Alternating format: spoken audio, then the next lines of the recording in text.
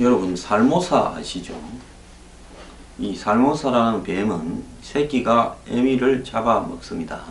그래서 살모, 어미를 죽이는 뱀이다 해서 살모사다 이렇게 이야기를 하는데요. 어제 정유라의 변호인 오태희 변호사가요, 정유라가 변호인하고 상의를 안하고 갑자기 법정에 전격적으로 판사도 모르는 사이에 직전에 통보하고 법정에 나갔다는 겁니다. 어제 정유라가 이 재판에 나간 것은 이재용 삼성 부회장의 재판에 정인으로 나온 겁니다. 애초에 여기에 특검이 신청을 했는데 안 나온다고 이야기했다가 갑자기 나타났는데요. 삼성이 말 세탁 과정에 관여했고 이것을 삼성이 제안을 했다. 더 나아가서 삼성이 사준 말이 이거라고 내 말처럼 타라고 엄마가 말을 했다. 더 나아가서 말 세탁 전날 엄마와 삼성 측이 만났다라는 폭탄 선언을 했습니다. 즉 요약하자면 어제 정유라는 삼성이 그냥 지금까지 뇌물이 아니라 이것은 국가대표 승마 선수를 지원하기 위한 목적이고 말은 삼성 거고 정유라는 그런 어떤 부분 속에서 원오버 댐으로 국가대표 승마 선수 지원을 해주는 일환으로 했을 뿐이다 했는데 용돈 650만원이 삼성 돈이고 지난 8월부터 끊겼다 라는 이야기까지도 했습니다. 즉 정유라는 한마디로 어제 재판에 나가지 말아야 되고 삼성에 대해서 불리한 말을 하지 말아야 됩니다. 삼성이 얼마 전에 말까지 한마디 한국어로 가져와서 이 정유라 논란에 등장했던 말을 삼성이 한국에 보유하고 있다까지 이야기하고 이재용 정언에 나섰던 많은 사람들이 불리한 정언을 하지 않고 또 일부는 사라져버리고 대답도 하지 않으면서 이재용 뇌물 부분이 사실상 무혐의로 돌아갈 가능성이 컸고 그렇게 되면 박근혜 전 대통령이나 최순실도 무혐의가 될 가능성이 있었습니다. 그래서 제가 어제 뭐라고 했습니까? 그저께부터 면세점 수사가 진행이 되니까 어제 제가 뉴스 브리핑에서 이재용은 지금 이 사건 최순실 게이트에서 빠져나가 버리면 남는 것은 이제 박근혜와 최순실인데 박근혜 전 대통령도 뇌물죄가 빠지고 최순실도 빠지면 이 두 사람도 강요하고 직권 남용을 다투어야 되는데 이것 또한 명백하게 입증하기가 쉽지 않은 죄 항목이다 보니까 이 두 사람은 훨씬 죄가 가벼워질 수 있다. 그렇게 된다 하면 이 두 사람도 오래 살지 않거나 조금 있다가 정치적으로 석방될 가능성이 있는데 그런 부분을 대비해서 이 면세점 허가와 관련된 의혹을 제기시켜서 이 두 사람을 묶으려고 하는 게 아닌가 이런 이야기를 어제 했죠. 근데 저는 어제 정유라가 재판에 나간 부분까지 듣지 못하는 속에서 이런 말을 했습니다. 이렇게 되다 보니까 정유라가 이재용 부회장 뿐만 아니라 자기 엄마 최순실과 박근혜 전 대통령까지 다 어려움에 빠뜨렸다. 이러면서 정유라의 변호인이 살모사 같은 행동으로 장시호보다 더하다면서 변호인이 자신의 의뢰인에게 독설을 퍼부었습니다. 이런 예도 없었습니다. 그래서 제가 이런 걸 보면서 정유라의 변호인은 이재용을 더 생각을 할까 정유라를 더 생각할까 하는 부분에 대해서 의문도 있어요. 사실 이렇게는 할 수는 있습니다. 왜 그런가 하면 엄마하고 박근혜 전 대통령 문제만 아니라면 정유라는 특검 측이 정인으로 선정을 했는데 실제로 특검 측의 입장을 좀 들어주면서 지금 검찰이 영장이 2번 기각됐는데 3번 할까 이런저런 고민들도 있을 건데 정유라는 자신을 좀 보호하는 부분이 될 수도 있지요. 다만 엄마하고 박 전 대통령이 결정적으로 불리한 정언을 한 이유는 뭔가 이 부분에 대해서 제가 오늘 좀 이야기를 해보려고 하는 겁니다. 그러면서 어제 특검은 정유라가 출석한다라는 부분을 알렸다. 문자로 했는데 변호사들한테 변호사는 우리는 그런 걸 못 봤다 하면서 특검하고 변호사 사이에도 논쟁이 벌어지기 이야기도 했습니다. 제가 지난번에 정유라가 갑자기 자진해서 귀국한다고 했을 때 한 말을 시청자 여러분들은 기억할지 모르겠습니다. 최순실이 지금 쓸 카드다. 왜 그런가 하면, 자, 한번 보십시오. 이재용은 어떤 형태로든지 뇌물죄를 벗어나서 석방이 될 가능성이 높다고 저는 그때 봤고, 그 다음에 박근혜 전 대통령은 어떤 형태로든지 정치적으로 사면이 될 거고, 자, 그러면 최순실만 남아서 이런 죄 저런 죄로 뇌물죄가 빠진다 하더라도 상당기간 징역형을 살게 될 가능성이 있습니다. 그래서 최순실은 자신만 빠지고 박근혜, 이재용이 다 멀지 않은 시기에 이재용이 먼저 빠지고 그 다음 박근혜 전 대통령이 빠지고 이러면서 최순실 자기만 남게 된다면 이 부분을 견딜 수가 없을 겁니다. 그래서 최순실이 자기 카드로 정유라를 데리고 와서 믿을 사람은 정유라밖에 없다고 하는 입장에서 정유라에게 경우에 따라서는 좀 폭탄 선언을 하게 할 가능성이 있다. 그리고 자기가 원하는 대로 돌아가면 그렇게 하지 않을 거다. 이렇게 봤는데요.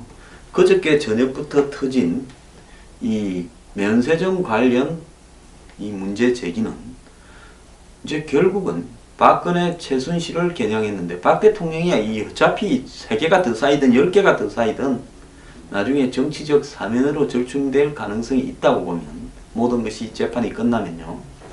최순실만 점점 더 이 코너로 몰리게 될 겁니다. 정치적 감각이 탁월한 최순실이 이제 자신의 딸을 동원해서 정면으로 삼성을 물어버림으로써 전체 판을 다시 한번 흔들어 보고자 하는 것이 제가 애초에 정유라 귀국할 때 최순실이 정유라를 카드로 사용한다라는 말을 했던 맥락에서 이제 좀 사실로 드러나는 게 아닌가라고 이야기를 하는 겁니다. 지금 정유라나 최순실의 변호인들이 최순실을 더 생각을 하겠습니까? 삼성의 이재용을 더 생각하겠습니까? 제가 봤을 때 최순실 변호인이라도 최순실은 상당한 기간 이 감방에서 나오지 못할 것이고 재기불능이고 앞으로 있는 재산도 추징되어 갈 거다. 이렇게 본다 하면 결국은 이재용이라는 사람의 입장에 맞추어서 정유라를 정은대에 서지 않게 함으로써 한마디로 이재용을 도우고 나중에 여러 어떤 기대들을 할 수 있지 않겠습니까? 이런 상황에서 정유라는 나가서 네가 진술을 하면 이재용도 불리해지고 너네 엄마도 불리해지고 박 전 대통령도 불리해지니까 하지 말라고 이야기를 하면서 정언을 안 하기로 이렇게 했겠죠. 그런데 정유라가 어제 갑자기 30분 전까지 재판장인 김진동 부장판사도 출석하는지 몰랐는데 10시에 법정에 나타났습니다. 그래서 판사가 갑자기 정인으로 나와 혼란을 준 데 대해 양해를 해달라고 이야기를 했고 정유라는 불출석 사유서를 변호사를 통해서 냈음에도 불구하고 전격 출연해서 재판부를 혼란에 빠뜨렸습니다. 아마 판사가 정유라가 굉장히 미웠을 거라고 봅니다. 정유라는 삼성의 성마 지원 문제에 대해서 증언을 했고 특검이 삼성이 성마 선수인 정유라를 위해 수십억 대의 명마를 사주었고 이는 박 전 대통령의 요구로 넘겨진 뇌물이라고 하고 또 정유라가 말을 타는데 삼성이 70억에 가까운 여러가지 돈을 지원조로 줬다라고 하면서 이재용이 재판에 회부되었죠. 정유라는 2015년 8월부터 삼성이 산 말을 탔는데 정유라는 2020년 동경올림픽 준비와 관련해서 성마 선수 육선 차원에서 지원한 걸 알았다. 이 말은 삼성 측의 주장과 부합됩니다. 하지만은 어머니가 삼성이 사준 말에 대해 내 것처럼 타면 된다라고 말을 했고 정실은 또 왜 어머니에게 왜 삼성이 자꾸 나만 지원하냐고 묻자 그냥 조용히 해. 왜 자꾸 물어봐라고 화를 냈다고 구체적으로 말을 했습니다. 또 2015년 독일에서 타던 말이 살시도이었는데 이름을 살바토르로 바꿨는데 성마협회 홈페이지에도 이 말 이름이 살시도로 되어 있다는 겁니다. 이를 특검은 말 세탁을 한 것이다. 즉 소유관계를 감추려고 의도적으로 말의 이름을 바꾼 거다 했는데, 정유라는 말의 이름이 바뀐 데에 대해 어머니에게 왜 말의 이름을 자꾸 바꿔야 하느냐 하고 물으니까 어머니가 삼성에서 너만 지원해준 게 알려지면 시끄러워진다.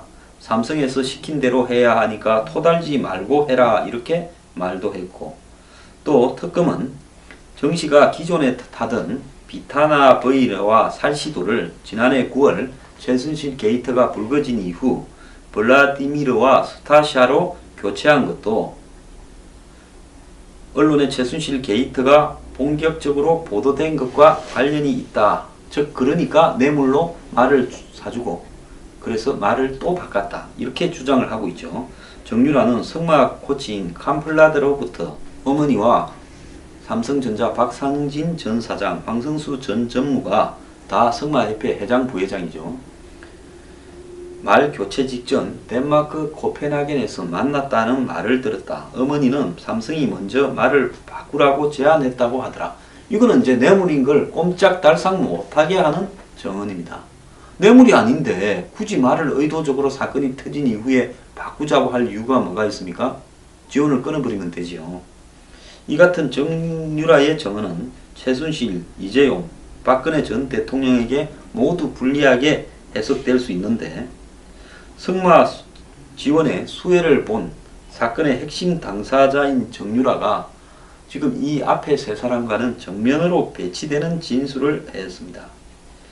최순실과 삼성 측은 특검 조사와 재판 등에서 성마협회 차원에서 정당한 지원을 주고받은 것이다 라고 해왔는데, 최순실은 1월 박근혜 전 대통령 탄핵 사건 때도 삼성 같은 큰 회사가 어떻게 딸 혼자만을 지원을 하겠느냐 했고, 삼성 측은 말세탁이라는 의혹에 대해서 최씨 모녀가 삼성과 상의하지 않고 독단적으로 한 것이라 삼성은 전혀 몰랐다고 했습니다. 즉 말이 바뀐 걸 몰랐다는 이야기였겠죠. 삼성 측 변호인은 이날 정유라의 정언에 대해 정씨는 다른 사람에게 들은 이야기를 하는 거다 하면서 정유라가 실제 최씨와 삼성 관계자들 사이에 코펜하겐 미팅에서 어떤 말이 오갔는지 알 수가 없다고 반박을 했습니다. 그러면서 정유라는 유모에게 오후 2시까지 애를 맡겨놔서 점심시간 없이 4시간 정언을 하고 집으로 가야 된다고 하면서 돌아갔습니다. 자, 이경재 변호사, 최순실의 변호사이기도 하고 정유라도 관장하죠.